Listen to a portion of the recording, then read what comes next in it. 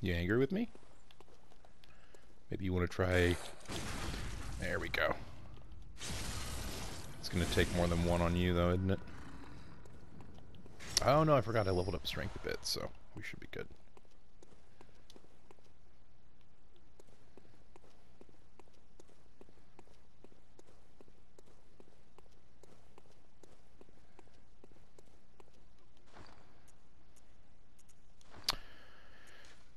And a little trick of mine, when I'm about to go into a boss fight, I turn the music down to 1. Just because it is a bit easier to focus. Because boy, does the music of Bloodborne really get you tensed up, which is great. But for my purposes here, really I just want an easier time. We gotta get a good shot of these statues. Nope, not what I meant to do.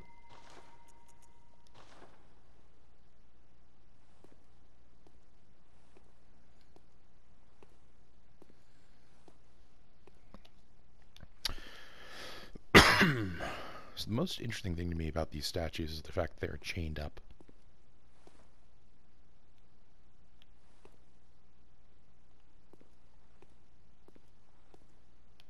Seems relatively ominous to me. I don't think that's ever been like directly explained in this game either. Did they come to life at some point? Were they maybe bundled together and turned to stone for some reason? I'm not sure, but I don't know why they were chained up.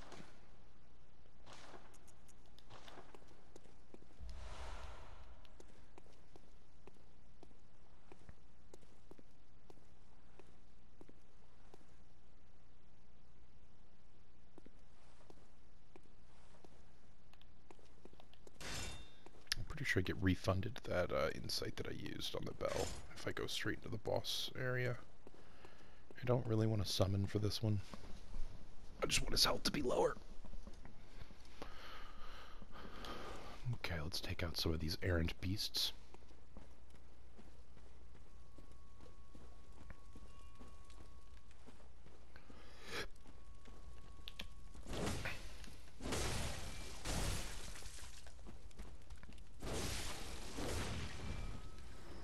Oh, okay, you're Red Eye. That makes more sense.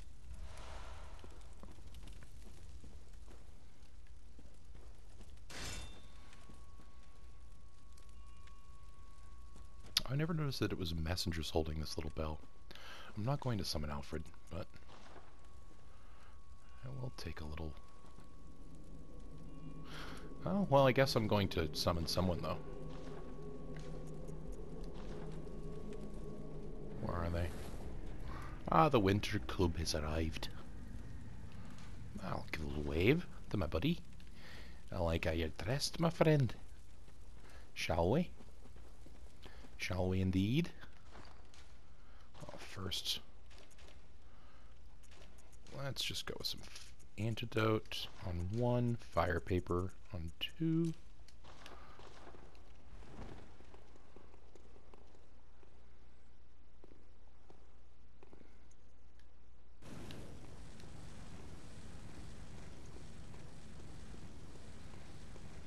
And let's get ourselves a little parry action, huh?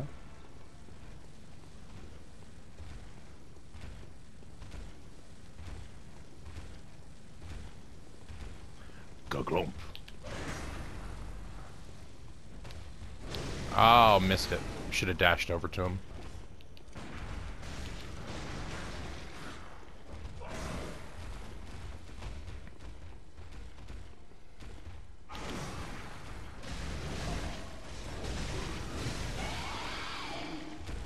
Stage 2. That was pretty good of us.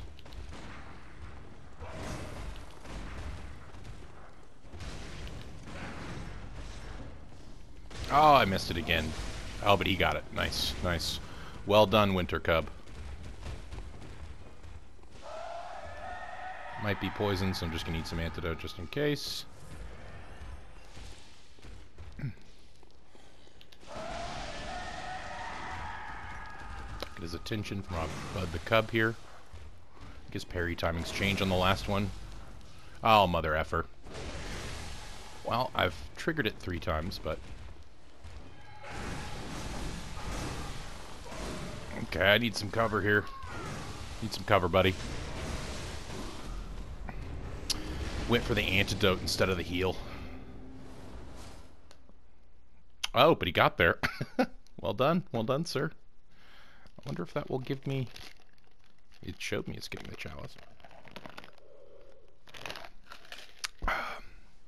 Yep, there it is. Okay. Well, not the best way to take out a boss, but I'll take it.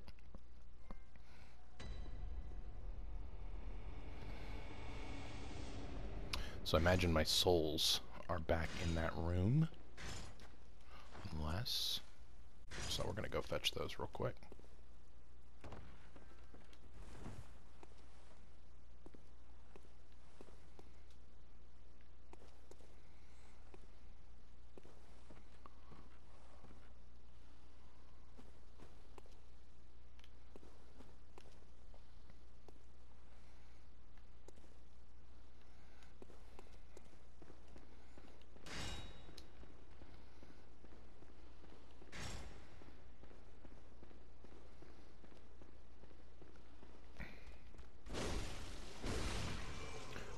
Bada boom, bada bang. Okay, had to go into messages to thank that guy for checking. That was very friendly of him.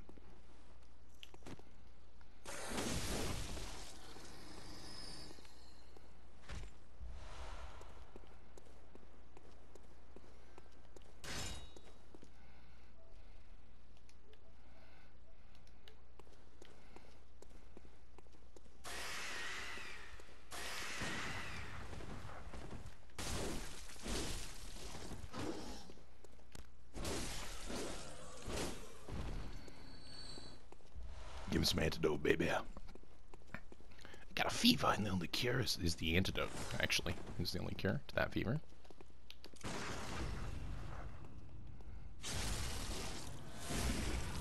Oh, fresh coat of paint. Love it.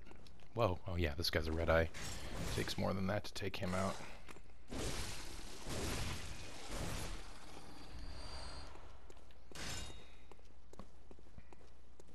See, that's one of the little things about, like, playing with no UI. That, once you get it down, just makes combat so fluid, is that you start to just intrinsically learn, oh yeah, this guy. Like, how many hits things take, because you don't have their health bar over their head. It just starts to inform your gameplay in a lot of different ways. Small ways.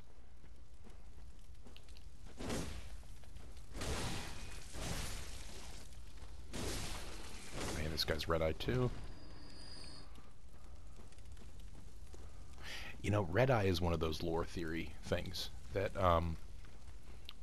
like, a lot of people are vehemently against the idea that Bloodborne, Dark Souls, Demon Souls, Sekiro are all part of, like, the same unifying, like, universe, right? I think that's silly. I think it's silly to patently rule it out because, I mean, heck, like, the mechanics in so many of these games have you traveling between different universes and dimensions. So frequently, like the small resonant bell, for instance, like bell maidens summoning things from other worlds, that's something that's present in Dark Souls and in Bloodborne. So I don't think it's that crazy to assume that like there are different universes and worlds that all or they're different worlds that all are part of the same universe. And it's stuff like the red eyes that makes me really interested to explore that sort of lore, because, you know, we had red eyes in all of the games. Demon Souls, Dark Souls 1 through 3, Bloodborne, and Sekiro. And in fact, we have probably the most lore about red eyes in Sekiro, since we actually get an item called red eyes. Okay, so we retrieved our blood echoes. Yeah, that was sizable. We basically doubled them. Gotta activate this lamp.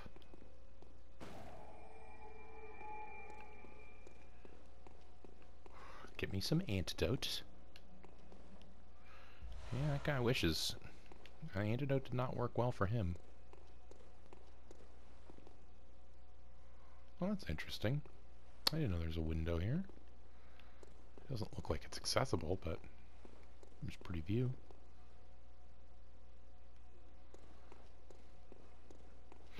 Okay, so let's take a look at the architecture here. Very interesting architecture here. Those look like bandages.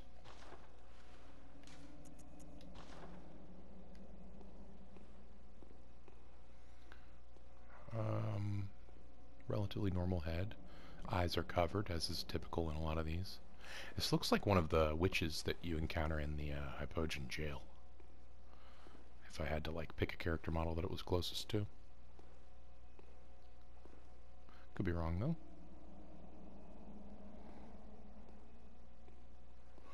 Like this place was just like bombed.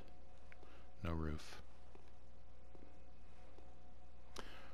Alright, oh.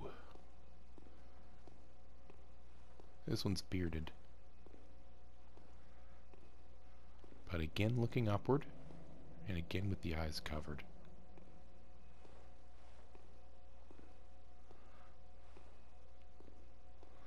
And here, all three looking up. Oh, this is an interesting statue because this is the one that we see in the DLC, I believe, or at least it's very similar to that statue. They might not be looking up in that one.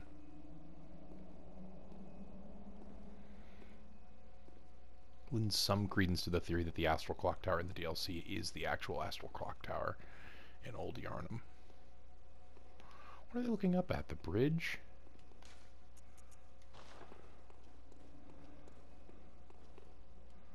Something higher even?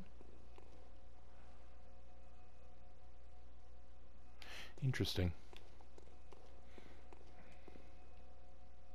Gosh, don't you love a fresh coat of paint? Don't you just love it? I do.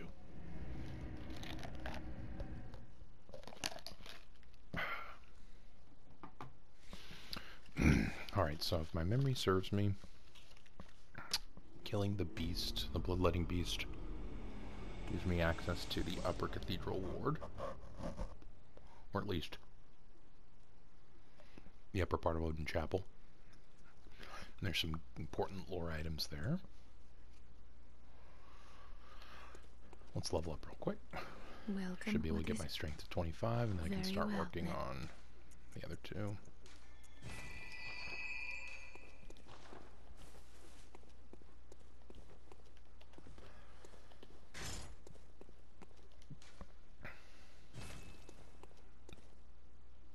Alright. So I believe this is where we conduct the ritual of the Thumru Chalice. Now, interestingly, a number of these have the Hunter's Rune on them. I wonder if the Hunter's Rune is sort of like a branding for the Moon Presence's realms specifically, and that these are just here to denote that this is an altar that was made out of whatever was available to be an altar within this particular Moon Presence dimension that is the Hunter's Dream. There's one there. This looks like a more fluid interpretation of that rune. Also looks like an upside down uterus. Don't see anything of the sort here, which is interesting. This one could easily be covered by leaves. Oh no, but we can see the remnants of a Hunter's Rune. The dangling upside down rune. Nothing here.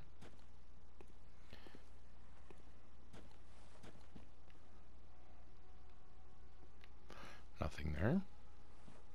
And then this one's the most interesting one of all, and it looks very, very different.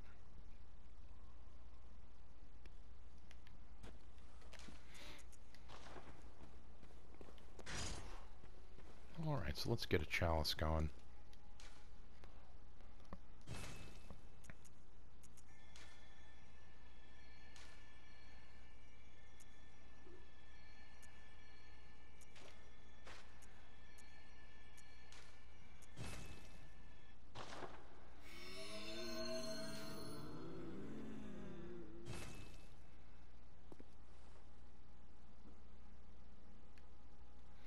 Okay, let's take a new look.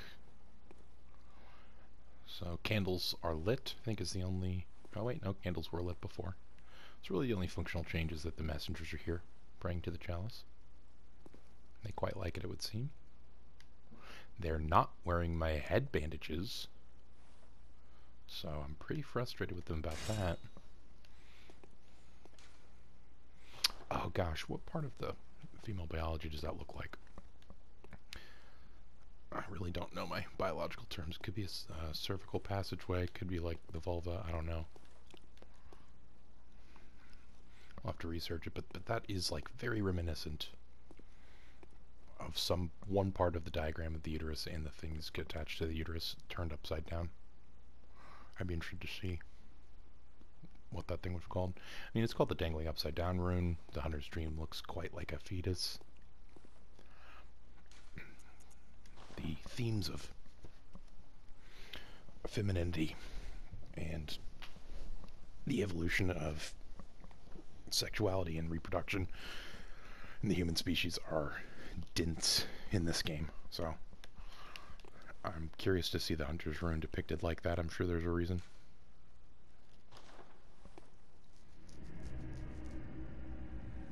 Alright, let's see if we can't knock out this first chalice dungeon.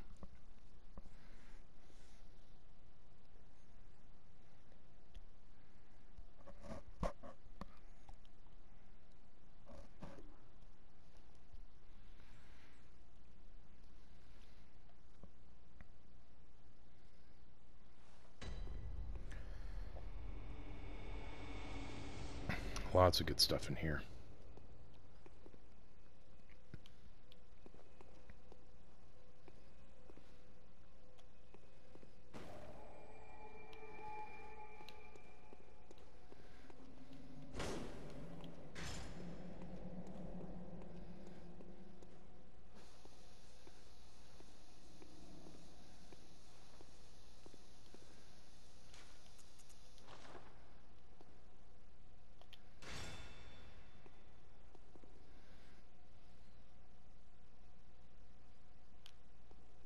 Okay, so the runes are in the chalice dungeons themselves, which sort of disrupts my theory about them being sort of a branded symbol of the moon presence.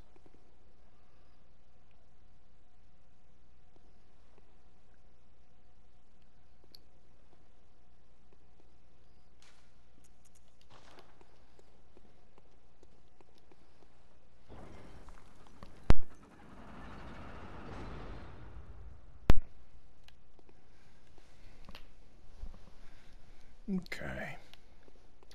Into the dungeons we go. In chapel dungeon. Ba-dip-bip.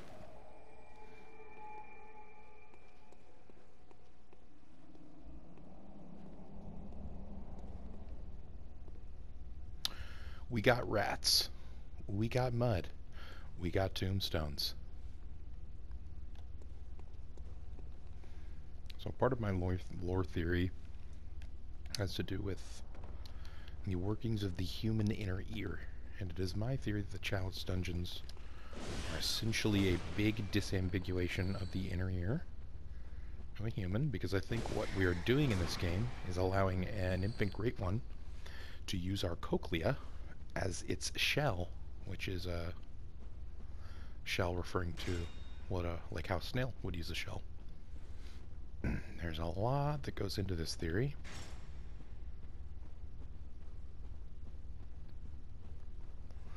But suffice to say, the inner ear, the outer ear, and the cochlea, all three together are described as the bony labyrinth in biological terms, in human biology. And if you look at a diagram of them, it fits pretty perfectly with the shape of the 1/3 umbilical cords, which are specifically described as precursors to umbilical cords, not as umbilical cords themselves in the description. That's always puzzled me. They don't look like umbilical cords either in their art. However, in a Junji Ito graphic novel entitled Uzumaki, which Bloodborne certainly gets a large amount of its lore from. We see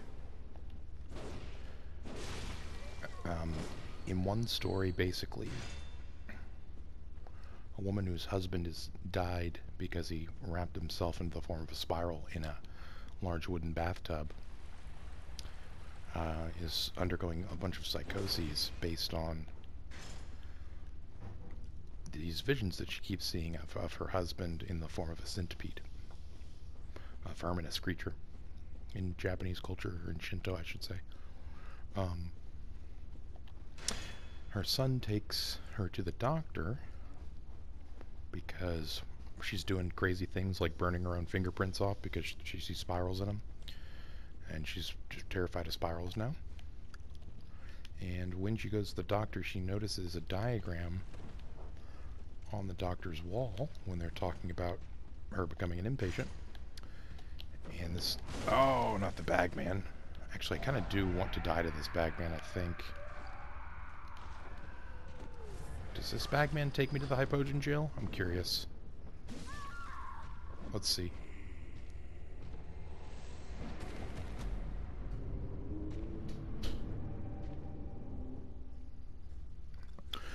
Anyway, so she sees a diagram of the human cochlea on the wall. Or at least her son sees it, and he decides that he has to wheel her out of the room immediately. Okay, that bagman does not take us to Hypogean jail. Good to know.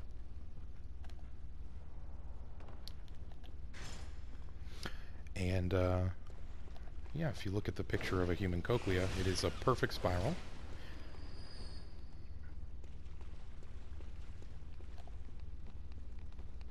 And I think cochlea is roughly means spiral organ in Latin or something like that.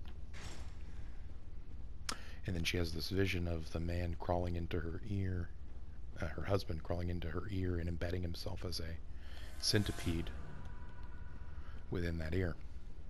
And so she takes a pair of scissors to her head. It ain't pretty, folks.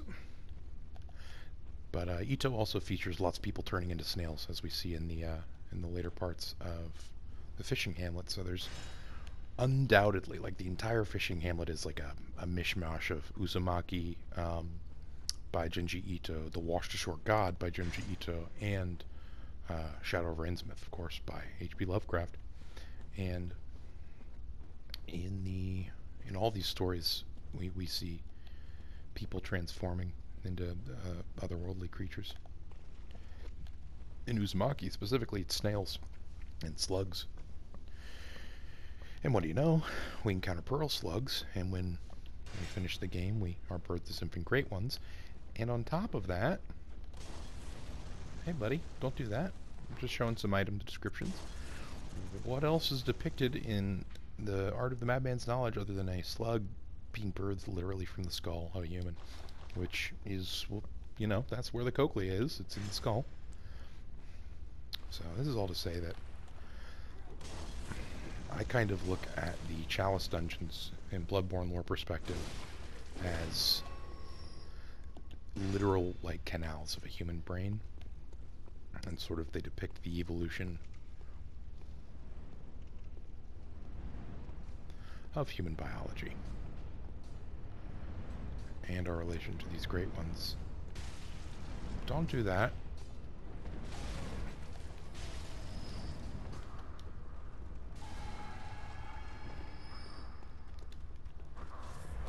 Not sure if it was poison, but I didn't want to find out by dying.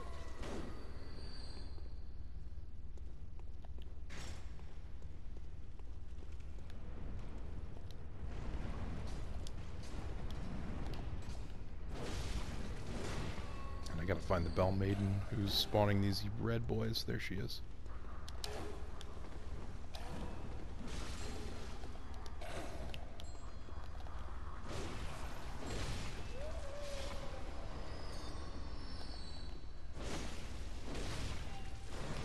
Okay. If I remember, these guys do hit pretty hard. I'm at full health right now, though. Okay. So I might have out-leveled them for the first couple of dungeons here.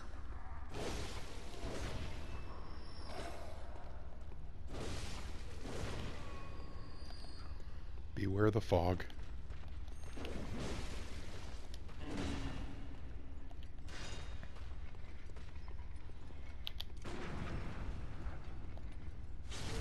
Oh, look at these grody boys.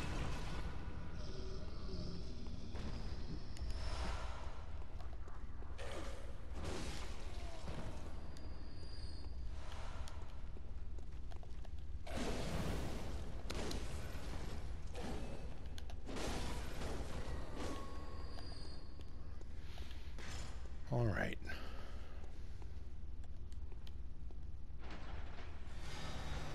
Unlocked. Somewhere, a door to the old labyrinth is opened. But yeah, what I was saying is I basically think of these chalice dungeons as evolutionary histories of, like, mankind. Womankind, I should say. Because I think that throughout Dark Souls, Demon Souls, Bloodborne, and Sekiro, the central thematic focus has always been childbirth. It's most obvious here in Bloodborne with what with the cycle of, or the ritual of Mensis, you know, the school of Mensis. In Dark Souls, you have all female fire keepers who refill your Estrus or Estus flasks. The word Estrus is like the description of the Estrus cycle. That's a mathematosis theory. But the Estrus cycle describes essentially the process of being in heat, right? It's like the reproductive cycle of certain Therian mammals. Humans don't have an estrus cycle. We have a menstrual cycle. That's how we differ from Therian mammals. Therian mammals are things like cats, oxen, dogs. But when those creatures undergo that sort of thing, they actually enter into estrus phases where they are obviously in heat and they excrete, you know, pheromones, and it becomes clear that they want to do it and they want to get it on. Now the interesting thing is estrus, the Latin word for estrus is estrus, but the Greek, ancient Greek word for estrus is oestrus. It starts with an O, kind of like Oedin, and it means frenzy, is what it means. Like the sort of frenzy that an animal might go into when it's in heat. Oh, Bagman, Jesus. You blend the fuck in, my man.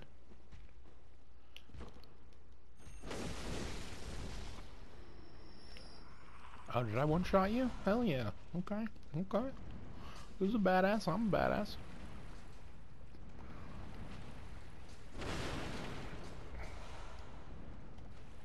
So we'll get to this a bit later, but I think these chalice dungeons are very much a living history of Miyazaki games.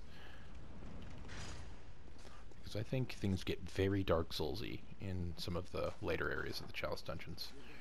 Reeks of All's Well and Turn Back.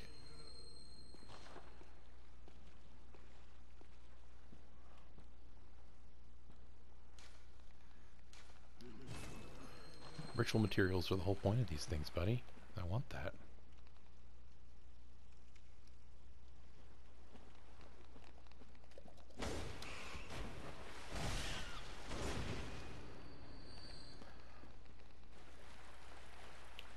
Come on. Come on in. Come on. I want to take y'all all out in a fell swoop.